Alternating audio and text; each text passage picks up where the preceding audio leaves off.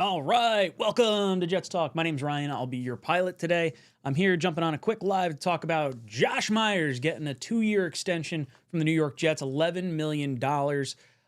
Pretty happy that this got done. It's not for a whole heck of a lot of money, $5.5 million in terms of the Jets salary cap that we have for next year is like around $100 million or so available to spend. I like this. You're keeping 4 of the 5 offensive linemen in place without overly committing to Myers as like the center overall. Like you could still go out and upgrade the position if you really wanted to. Now, $5.5 million in terms of center pay is actually 13th overall on an annual average per year salary. So we'll have to see what the breakdown is. I imagine it's more of a 1-year deal that you get out next year if you drafted a guy or signed someone long term. But at the very least, this is a guy that has performed pretty well. I think most of the offensive line consistency comes from guys consistently playing at their position, and being a stable, known commodity game in and game out is valuable. The Jets have kind of had a rotating door at center and even interior offensive line the last few years. So having 4 of the 5 guys figured out leaves you with John Simpson or AVT as the 2 guards that maybe you want to potentially bring back. I put a poll question in the chat if you guys do want to vote on that. Do you want AVT back or do you want John Simpson back? I think for me, when I'm looking at the overall contract of Josh Myers, I'm feeling this means they really like Tippmann at guard. I don't think you sign Myers to this type of deal if you didn't plan on at least having him stay at center. I think guard, Tippmann found his new home at right guard. I think he's a way better guard than he is a center with the fallback of being able to play center. That's kind of the value that Tippmann provides right now. When I'm looking at the other gap in the offensive line, you're looking at John Simpson, you're looking at AVT. How do you want to address it? I think all of us really like AVT, the player, when he's healthy and on the field. He's missed 3 or 4 years of 3 season-ending injuries, but 4 years of, I guess, getting dinged up. Now, I think wherever AVT signs, he's going to get an incentive-laden deal. And in my head, when I'm thinking about interior offensive line and AVT, if he stays healthy next year, am I going to be in a spot where I feel we should go out and pay him a bigger contract because he was healthy for a season? Not dissimilar to Mekhi Becton going to the Eagles for a year, having a healthy season, and then signing a nice deal with the Chargers, only to get hurt again over there.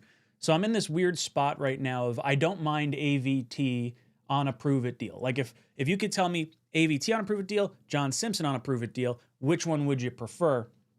It's going to be AVT every time. I think with Simpson, it allows for the potential of maybe a slightly longer-term deal, lower financial commitment. If you're going with AVT, I'm still of the opinion I think you got to invest a pretty good pick on an interior offensive lineman, whether that be in the 2nd round. We don't have a 3rd round pick this year, but we have a 4th round pick. Maybe there's some maneuvering where you can get a 3rd or something in there. 3rd round tends to be like kind of that sweet spot, I feel like, for a lot of interior offensive linemen. I would like to see that addressed at some point.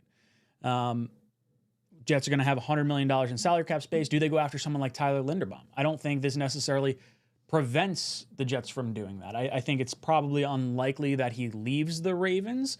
I think they'll probably work out a contract prior to him being able to test free agency. The nice thing is they can't really use the franchise tag on him because then he would be tagged at an offensive tackle level, not so much a center level, because there's no distinction between the different positions. But overall, I think this is a good move. I think it's a smart move by Muji. Gets ahead of it. You're able to go into free agency, signing players to fill the rest of the holes. You don't have to necessarily focus primarily on the center position. You go into the draft, you're plugging holes, you're with the best available player. I think that's how you really need to build out the roster. So overall, I like this move. I think it's pretty good. I pulled up the PFF blocking grades because I was curious where Myers stood in terms of the overall impact that he's had. And again, PFF has plenty of things wrong with it, but they rank him 30th of 31 centers when playing a minimum of 50% of the snaps. I don't think he's played as poorly as that would seem to indicate.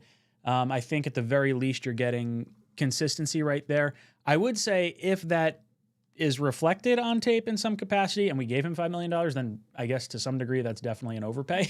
Making him the 13th highest paid guard or 13th highest paid center. But I like the move overall. I think this is a smart, sound move, and the Jets just need to plug in one more offensive lineman, and now you've got a steady Eddie line for a young quarterback, potentially Mendoza, potentially a Dante Moore, potentially, I don't know, maybe Joe Burrow's getting traded. Who knows? We have some things we can provide assurances to a quarterback coming in, like, hey, look, we've got a set offensive line. We have some weapons. We got all this draft capital. Got a whole bunch of stuff. So, boys and girls, I want to hear from you in the comment section. What do you think of this particular signing? Do you think it was worthwhile? Do you think the Jets maybe should have gone a different direction? Let me know your thoughts in the comment section down below. And as always, go Jets.